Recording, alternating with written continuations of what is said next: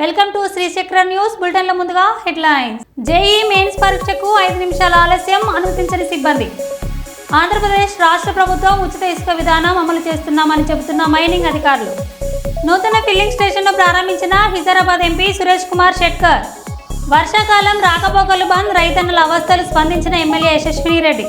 ఇక వివరాల్లోకి వెళ్తే, కుప్పం కొత్తపేటలో వెలిసి ఉన్న శ్రీ ప్రసన్న పెద్దపల్లి గంగాలంబ జాతరలో ఆలయ సంప్రదాయాన్ని అనుసరించి ఆలయ ధర్మకర్త శివకుమార్, కార్యనిర్వాహకులు వెంకటేష్ ఆధ్వర్యంలో ఆదివారం నాడు ఘనంగా కోడికట్టి ప్రారంభించారు. జాతర ప్రారంభోత్సవ సందర్భంగా అమ్మవారిని వివిధ పుష్పాలతో ఘనంగా అలంకరించి ప్రజల దర్శనార్థం ఏర్పాటు చేయడం జరిగింది. అమ్మవారిని దర్శించుకోవడానికి పెద్ద సంఖ్యలో పాల్గొన్న ప్రజలు, భక్తులు. అమ్మవారిని దర్శించుకోవడానికి వచ్చిన భక్తులకు ఆలయ నిర్వాహకులు తీర్థప్రసాదాలు అందజేశారు.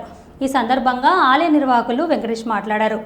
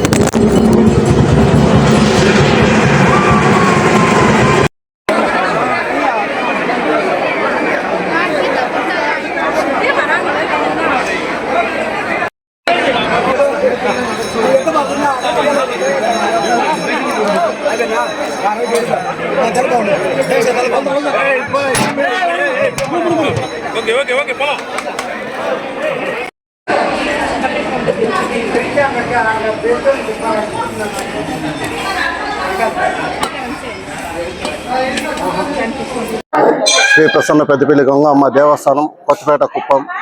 ఈరోజు ధ్వజారోహణము అమ్మగారి అభిషేకము జరిగినది. ఈరోజు మధ్యాహ్నము అన్నదానం జరుగుతున్నది.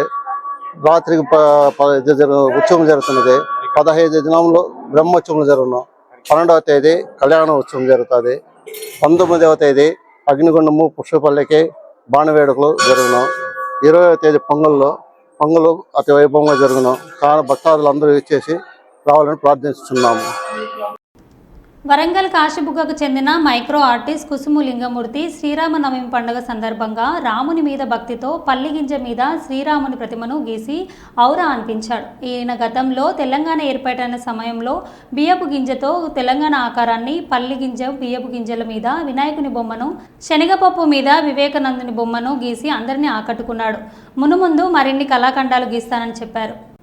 కరీంనగర్ తిమ్మాపూర్ వాగేశ్వరి కాలేజ్ పరీక్ష కేంద్రంలో జేఈ మెయిన్స్ పరీక్షల విద్యార్థులు 5 నిమిషాలు ఆలస్యం కావడంతో పరీక్షా కేంద్రంలోకి సిబ్బంది అనుమతించకపోవడంతో దూర ప్రాంతాల నుండి రావడం వల్ల 5 నిమిషాలు ఆలస్యం జరిగిందని, పరీక్షా కేంద్రంలోకి అనుమతించాలని ప్రాధేయపడిన విద్యార్థులను సిబ్బంది పరీక్షా కేంద్రంలోకి అనుమతించకపోవడంతో విద్యార్థులు కంటతడితో పరీక్షా కేంద్రం నుండి వెనుదిరిగారు.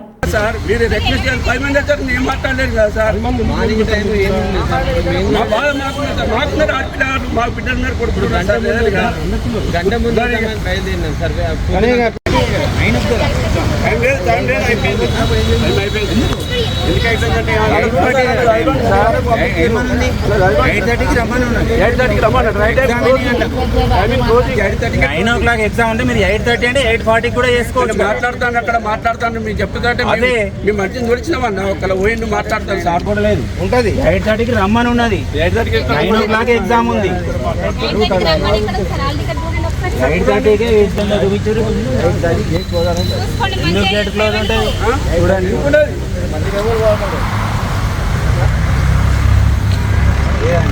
అదే పోతాను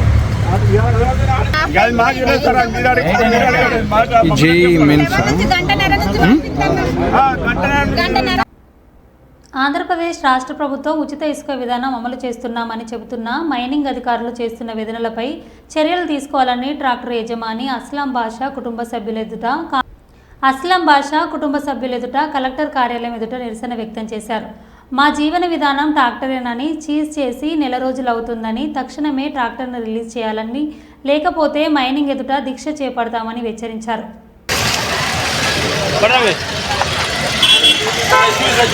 సరే చూపెట్టినా ఆయనకి చూపెడితే కూడా లేదు లేదంటున్నాడు కూడా లేదు సార్ ఒక్కసారి పెట్టుకుని సార్ పిలుస్తారని గిగాయించి పెట్టినాడు. నాలుగో సార్ అసలు మా ట్రాక్టర్లే పట్టణమయ్యా మాకు వద్దు ట్రాక్టర్లు ఇస్తుంది అంటే కూడా ఈయన మైనింగ్ వేసి కాళ్ళు గిగాయించి పెట్టినాడు ట్రాక్టర్ నా ఒక్క బండి. నీకేం కావాలా? నాకు నా బండి నాకు విడుదల కావాలా, రిలీజ్ కావాలా. నెల అయింది సార్ నేను బతకాగా, నేను దాని మీదే బతికేది. నాకు 3 పిల్లలు సార్, జీవన ఆధారం దాని మీద నేను. నాకు పెద్ద పండగ సార్, నీ కాళ్ళు పట్టుకుంటా కూడా ఇబ్బంది బండి ఎక్కి తీసుకున్నాను నా బండి. ఇంతమంది టీజీ భరత్ సార్ పిఏ కూడా ఫోన్ చేపిస్తే కూడా ఆయన ఇసలే. టీజీ భరత్ పిఏ సార్కి 2 సార్లు 3 సార్లు ఆయన ఫోన్ చేశాడు. సర్లే బాబు పో అన్నాడు. 10,000 కట్టుకోవాలంటే సర్లే దాన్ని కడతాను పోయినా కూడా ఆడ పోతే కూడా ఆయన డీడీ గారు ఏం పట్టించుకోలేదు. పైకి పోతే పైకి పోయి నేను తిరగబట్టి నీ బండి ఇస్తాను కేసు చేస్తా, నీ బండి ఆడనే చుట్టుపట్టాలన్నట్టు చెప్పినాడు నాకే. నా ట్రాక్టర్ పట్టుకుని నెల అయింది, రంజాన్ పండుగలో పట్టుకున్నా సార్, నీ కాళ్ళు పట్టుకుంటా ఇస్తారంటే ఇస్తారు. నీకు ఎవరు చెప్పినా సీఎం గారు ఫ్రీ చెప్పినారు, ఎమ్మెల్యే భరత్ గారు ఫ్రీ చెప్తే నేను తీసుకొని పోతున్నానంటే నీకు ఈ ఇంటికాడ చెప్పినారు. అలా సార్ మొత్తం పబ్లిక్ ఊరల్లా కర్నూలు తోలుతున్నారు. పోలీసు పండుగ పట్టుకుపోయి లోపల పెట్టినాడు. నెల అయింది సార్. ఏం సార్ అంటే నీకు నీ బండి కేసు పెడతా, ఫస్ట్ సార్ 10,000 కట్టినా, రెండోసారి 20,000 కట్టినా నేను, ఇప్పుడు నీ బండి కేసు పెడతా, నువ్వు మొత్తం తోలుతున్నావు సార్ అంటే కొట్లాడితే నేను రాకు ఇస్తాను స్టేషన్కి రాకు, లాయర్ తరఫున కోర్టుకి రాకుంటే నాకు బెజారై నా పండుగ చేయకుండా నాకు 3 పిల్లలు నేను బతకాల ఎట్లా నెల అయిపోయింది. నేను మంచి పెద్ద పండుగ సార్ అని కాళ్ళు పట్టుకున్న సార్ కూడా నేను వినలే నా పండుగ. తల్లి జ్ఞాపకార్థంగా పేదల దహర్తి కోసం చలివేంద్రాన్ని ఏర్పాటు చేసిన కుమారులు. వివరాల్లోకి వెళ్తే షాయంపేట మండలం పత్తిపాక గ్రామానికి చెందిన చిట్టిరెడ్డి విజయలక్ష్మి అనారోగ్య కారణంతో మృతి చెందడంతో కృంగిపోయిన ఆ కుటుంబ సభ్యులు తల్లి జ్ఞాపకార్థంగా మధుర స్మృతులు మర్చిపోలేని చిట్టిరెడ్డి విజయ్ అజయ్లు 2 కుమారులు గ్రామంలో తన తల్లి పేరు మీద సేవా కార్యక్రమాలకు శ్రీకారం చుట్టారు. ఆటో వాళ్ళకి, కూలీలకు, ప్రయాణికులకు, పేదల కోసం చలివేంద్రం ఏర్పాటు చేశారు. ప్రతిరోజు 200 నుండి 400 మజ్జిగ ప్యాకెట్లు పంపిణీ చేసేలా ఏర్పాటు చేశారు. అనంతరం విజయలక్ష్మి కుమారుడు చిట్టిరెడ్డి విజయ్ అజయ్లు మాట్లాడుతూ, మా తల్లి పేరు నా సేవా కార్యక్రమం చలివేంద్రంతో ఆగేది కాదు అని, పేద పిల్లల చదువు, గ్రామాభివృద్ధి, చిన్నపిల్లల ఆపరేషన్ విషయంలో ఎప్పుడు నేను ముందుంటానని అన్నారు.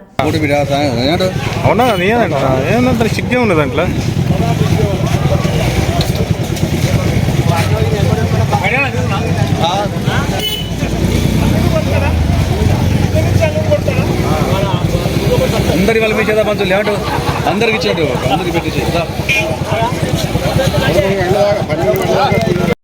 వర్షాకాలం రాకపోకలు బంద్, రైతన్నల అవస్థలు స్పందించిన ఎమ్మెల్యే యశస్విని రెడ్డి. జనగామ జిల్లా పాలకుర్తి మండలం దద్దెపల్లి గ్రామంలో గొల్లవాడ యాదవ సంఘ సభ్యులు, రైతులు ఎమ్మెల్యే యశస్విని కలిసి రైతులు తమ గోడును వెళ్లబోసుకున్నారు. వర్షాకాలం వ్యవసాయ పనులు వెళ్లాలంటే ఇబ్బందిగా ఉందని, రాకపోకలు బంద్ అవుతున్నాయని ఎమ్మెల్యేకి వాగు సమస్యలు చెబుతూ, వాగు ద్వారా మాకు బావిల కాడికి పోవాలంటే చాలా ఇబ్బందులు పడుతున్నామన్నారు. ఎమ్మెల్యే యశస్విని రెడ్డి మాట్లాడుతూ తమ సమస్యలను ప్రభుత్వం దృష్టికి తీసుకెళ్లి పరిష్కరిస్తామన్నారు. ఇది అన్ని నిండుతోనే అన్నారు. ఇళ్ళకి వెళ్ళే నడవాలి,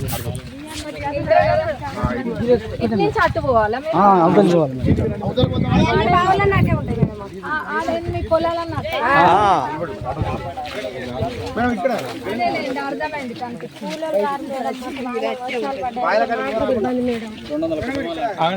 6 నెలలు ఇక్కడ రోడ్ వేసి ఇక్కడ నుంచి అక్కడ కల్వర్ట్ లాగా అంటుంది.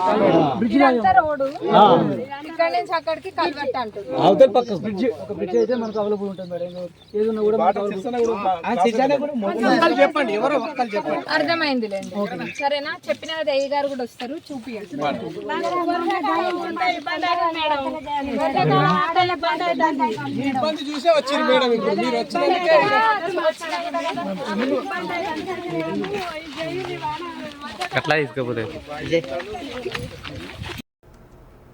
రాష్ట్రంలో కేంద్ర రాష్ట్ర ప్రభుత్వాల పాలనపై జనాల్లో వస్తున్న వ్యతిరేక విధానాలపై ఎంసీపీఐ పార్టీ ఆధ్వర్యంలో ఓరుగల్లుగడ్డపై తెలంగాణ రాష్ట్రం ఏర్పాటు తర్వాత తొలిసారి మహాసభలకు పిలుపునిచ్చింది. ఇందులో భాగంగా 2025 మే 26, 27, 28 తేదీలలో జరగనున్న సభలను విజయవంతం చేయాలని భారత మార్క్సిస్టు కమ్యూనిస్టు పార్టీ తెలంగాణ రాష్ట్ర కమిటీ పిలుపునిచ్చింది. ఇందుకు గాను జరగనున్న మహాసభలు విజయవంతానికి ప్రజలతో పాటు ప్రజాతంత్రవాదులు, వర్తక వాణిజ్య పదులు, కార్మిక కర్షకులు తమకు తోచిన విరాళాలు ఇచ్చి తమకు సహకరించవలసిందిగా ఎంసీపీఐ రాష్ట్ర కమిటీ విజ్ఞప్తి చేస్తోంది. రాష్ట్ర మహాసభలను ఎంసీపీ రాష్ట్ర ప్రథమ మహాసభలను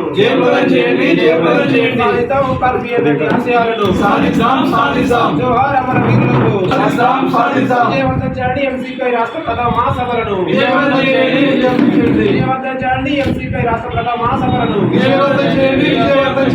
జోహార్ అమర వీరులకు సాధిద్దాం అమర వీరుల ఆశయాలను వర్ధిల్లాలి ప్రజా పోరాటాలు వర్ధిల్లాలి ప్రజా పోరాటాలు వర్ధిల్లాలి ప్రజా పోరాటాలు జయప్రదం చేయండి. ప్రజా ఉద్యమాలకు ఎంసీపీ రాష్ట్ర ప్రథమ మహాసభలను జయప్రదం చేయండి.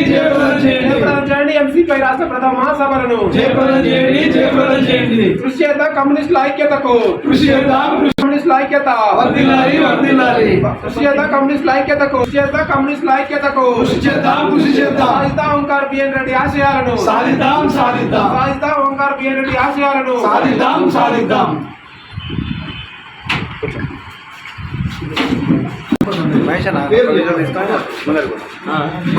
నమస్కారం. చెప్పండి. ఈ మీడియా సమావేశంలో కేంద్ర కమిటీ సభ్యులు ఉత్తర చంద్రరావు గారు, సింగల్ సామయ్య, మారం తిరుపతి, నర్సయ్య, మాధవి రాజేష్ నాయక్, బాలగొడి రాజేష్, ఇప్పటి ఆదినారాయణ, జల్లు ప్రభాకర్, ఈ మీడియా వంటి నాయకులు మొత్తం చంద్రరావు గారు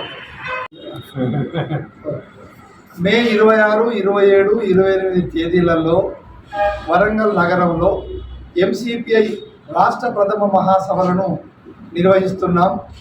ఈ మహాసభలను విజయవంతం చేయాలని రైతులు, కూలీలు, వర్తక వాణిజ్యాధిపతులను, ప్రజలు, ప్రజాస్వామ్యవాదులకు ఎంసీపీఐ పార్టీ పిలుపునిస్తున్నది. ఈ సందర్భంగా ప్రజానీకానికి తెలియజేసేది ఏంటంటే,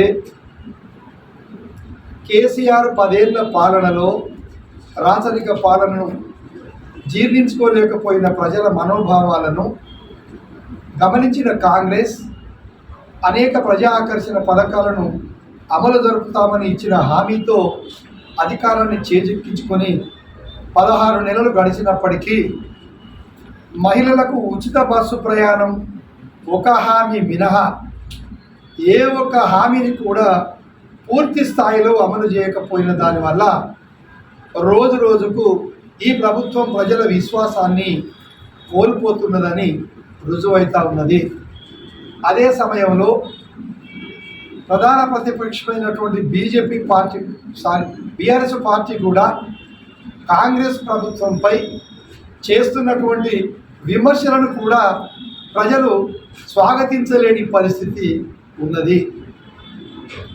అధికార పక్షం ఆ విధంగా, ప్రతిపక్షం ఈ విధంగా ఉన్నటువంటి ఈ పరిణామాన్ని గమనిస్తున్న ప్రజలు పోరాటాల ద్వారా మాత్రమే ప్రజా సమస్యలు పరిష్కరించబడతాయనేది గుర్తించాలి. అది గుర్తిస్తున్నారు. ఆ ప్రజా పోరాటాలకు ప్రజల్ని సిద్ధం చేయడానికి, పోరాటాలలో ప్రజలను భాగస్వాములను చేయడానికి ఎంసీపీఐ పార్టీ కార్యకర్తలను కార్యోన్ముఖులుగా తయారు చేయడానికే ఈ యొక్క ఎంసీపీఐ ప్రథమ మహాసభలు ఎంతగానో తోడ్పడతాయని భావించి పోరాటాల పురిటిగడ్డ అయిన వరంగల్ నగరాన్ని కేంద్రంగా చేసుకొని ఇవి జరపడానికి ఎంసీపీఐ పార్టీ ఏర్పాట్లు చేయడం జరిగింది.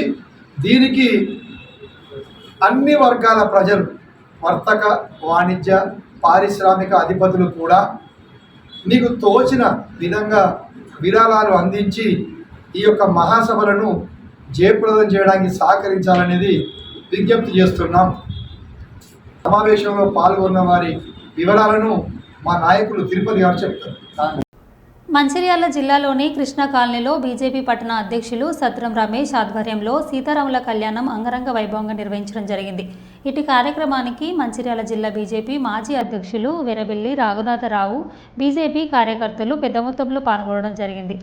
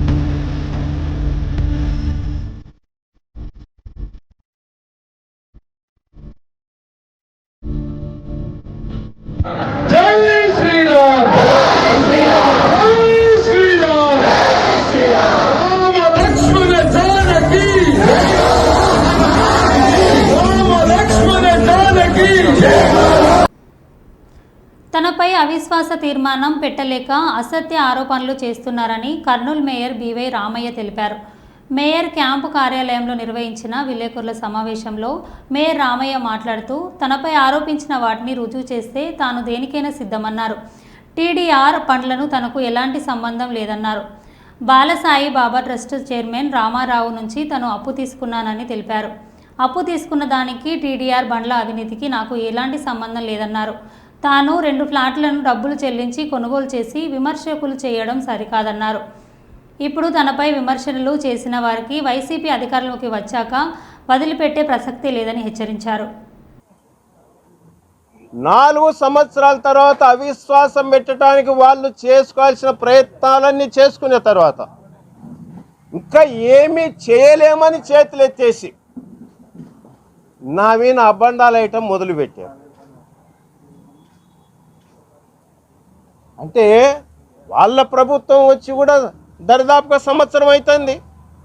నేను మేయర్నై 4 సంవత్సరాలు పూర్తి అయిపోయింది. ఇవాళ వాళ్ళు ఏమి చేయలేని పరిస్థితుల్లో ఏదో ఒక రకంగా బురద చల్లాలనేటువంటి ప్రయత్నం.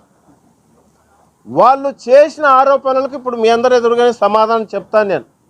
దీనికి ఇప్పుడు చెప్పేటువంటి సమాధానాలకు దేనికైనా అది కొంటారు చూడు, అట్లా పెట్టి కొన్నారు, పోయినోళ్ళు పోయినారు, ఇంకెవరు పోనీక లేదు, పోలేరు. మా వాళ్ళు ఎవరు కూడా అంత వీక్గా ఉన్న వాళ్ళు ఎవరు లేరు, పోవాల్సిన అవసరం ఎవరికి లేదు, పోరు కూడా. పోరు అనే సంగతి తెలిసినాకనే ఈ వ్యవహారాలను మొదలుపెట్టారు. వాళ్ళది ఇంకొక రెండో ఆరోపణ ఏంటంటే 2 ప్లాట్లు కొన్నానంట. నా జీవితంలో నాకు ఇంతవరకు సొంత ఇల్లు లేదు, కారు కూడా లేదయ్యా. ఇవాళ మీ ఎదురుగా చెప్తున్నా, అఫిడవిట్లో ఎలక్షన్ అఫిడవిట్లో ఎక్కడ అదేదైనా రాంగ్ ఉంటే అవి రాంగ్ చూపించినాడని అర్థం ఉంది. దాంట్లో చూపించిన దాన్ని తీసుకొచ్చి నా జీవితానికి 60 సంవత్సరాల వయసు, 34 ఏళ్ళ నుంచి నా భార్య టీచర్గా పనిచేసా, 2 ప్లాట్లు కొనకూడదా? ఆ ప్లాట్లు కూడా 10 సెంట్లను రాస్తే సిగ్గుపోతుందని రాసే వాళ్లకు స్క్వేర్ ఫీట్లలో 4,000 స్క్వేర్ ఫీట్లు 4,000 స్క్వేర్ ఫీట్ల ఫ్లాట్ కొనకూడదా నేను? అదేదో నిన్న వాళ్ళతో చెప్పిన రాసేదేదో 100 కోట్ల కన్నా రాసింటే నాకు ఎవడో నప్పన్న కాలబెడతండే. మీరు అంత కలిసి కూడా 1 కోటి రూపాయలు కూడా దాంట్లో అవినీతి అని చెప్పి రాయలేదు. ఇదేం రాయటం, ఫోటోనన్నా పెట్టకూడదా, రాష్ట్రం అంతా ప్రచారం అవుతుండే అని చెప్పిన. అంటే అంత దిగజారిపోయి అంత నీచంగా ఒకటే చెప్తున్నాం, ఆ 2 ప్లాట్లు కూడా డైరెక్ట్ డబ్బులు పెట్టి రిజిస్ట్రేషను అన్ని డాక్యుమెంట్లు ఉన్నాయి. ఎక్కడ కూడా కబ్జాలు చేయలేదు, దౌర్జన్యం చేయలేదు, ఎవరిని మోసం చేయలేదు, ఎక్కడ కూడా కించెంతు కూడా కంప్లైంట్ లేకుండా అంత నిజాయితీగా బతుకున్నటువంటి వ్యక్తిని నా గురించి మాట్లాడేటువంటి వేదోలకు ఇవాళ చెప్తున్నా, నేనేమిటికైనా సిద్ధం. ఆయన తెలుగుదేశం నాయకుడు మాట్లాడతాడు. యాడ ఒక కార్పొరేటర్ కూడా గెలిచి ఎరగడు, నిలబడి ఎరగడు. నువ్వు నెల్లూరు నుంచి ఇటు బట్టలమ్మకి నీకు వచ్చినవి నీ ఆస్తి ఏంది, మా ఆస్తి ఏంది? ఇక్కడ పుట్టి పెరిగిన వాళ్ళము. నేను ఇంజనీరింగ్ చదువుకున్నా, రియల్ ఎస్టేట్ బిజినెస్ చేసిన. గురువింజ సామెతలాగా నువ్వు మాట్లాడితేట మీరు రోడ్లను కూడా కబ్జాలు చేసి అమ్ముకునేటువంటి బతుకులు మీవి. ఇంకొకసారి మాట్లాడితే ఖబర్దారు చెప్తానా నేను. మాకు అవకాశం వస్తుంది. వైఎస్ఆర్సీ పార్టీ కార్యకర్తలు, నాయకులు తెగించడానికి కూడా సిద్ధంగా ఉన్నారు. అందులో మొదటి వ్యక్తి నేనే. నేను చావటానికైనా సిద్ధం, ఆ పని చేయటానికి కూడా సిద్ధం. జగన్మోహన్ రెడ్డి గారి కొరకు ఎంత దూరమైన వెళ్తామని సంగతి గుర్తుంచుకోండి. ఎవరిని వదిలిపెట్టాం. మళ్ళీ వచ్చేది ఖచ్చితంగా మా గవర్నమెంటే. ఇవాళ మీరు ఎన్ని అరాచకాలు, ఎంత అబద్ధాలు, ఎన్ని అబద్ధాలు చేయాలో అన్నీ గుర్తుపెట్టుకుంటాం. ఇంకా దూరం వెళ్తే మేము కూడా ఎంతవరకైనా ప్రయాణం చేయడానికి సిద్ధమని సంగతి గుర్తుంచుకోండి. జగిత్యాల జిల్లా కొడిమాల మండల కేంద్రంలోని సీతారామ ఆలయంలో శ్రీరామనవమి సందర్భంగా సీతారామ కళ్యాణం కనుల విందుగా వైభవపేతంగా జరిగింది. ప్రతి సంవత్సరం లాగానే గ్రామ పెద్దలు ముందుగా రంగులతో ఆలయాన్ని అలంకరణ చేసి పెళ్లి పందిరి, ఆకర్షణీయమైన లైటింగ్ వ్యవస్థతో దేవాలయాన్ని అందంగా తీర్చిదిద్దారు. కళ్యాణ మహోత్సవంలో స్థానికులు, అధికారులు, గ్రామ పంచాయతీ కార్యదర్శి వంశీ, యూనియన్ బ్యాంక్ మేనేజర్ మరియు సందీప్ గర్ల దంపతులు కళ్యాణంలో కూర్చోగా ఆలయ పండితులు గుండయ్య శర్మ, మధు చక్రధర్ శర్మలు కళ్యాణాన్ని నిర్వహించారు. కార్యక్రమం అనంతరం మహా అన్నదానం నిర్వహించారు. ఈ కార్యక్రమంలో దేవాదాయ శాఖ, నల్గొండ దేవస్థాన అధికారులు, నాయకులు, గ్రామ పెద్దలు, అధిక సంఖ్యలో మహిళలు, పలు గ్రామాల ప్రజలు పాల్గొన్నారు. అయోధ్యలో అనుకున్నారు. అయోధ్యలో ఉన్న రామచంద్రమూర్తి మిత్రనారాయణ అంటే అడ్వాన్స్ చేయలేదు. రామాయణంలో వెళ్తూ మిత్రనారాయణ వెళ్ళి అక్కడ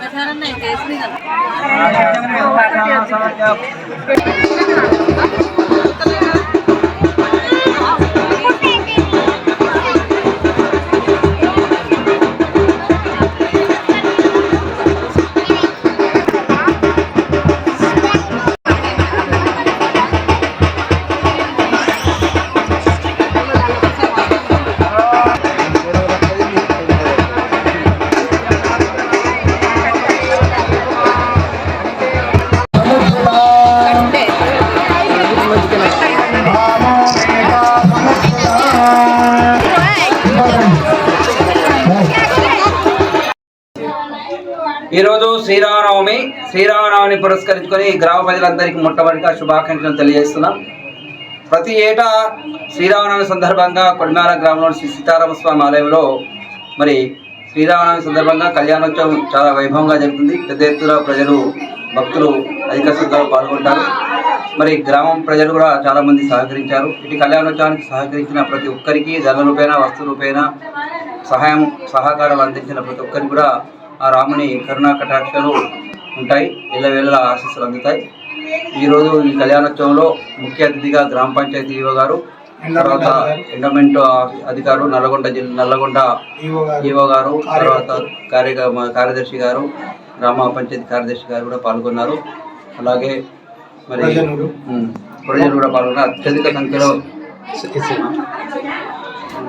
సబ్ ఇన్స్పెక్టర్ సందీప్ గారు ముఖ్య అతిథిగా పాల్గొని పూజా కార్యక్రమంలో పాల్గొని మరి అందరూ మరో బులెటిన్లో మళ్ళీ కలుద్దాం. Stay tune.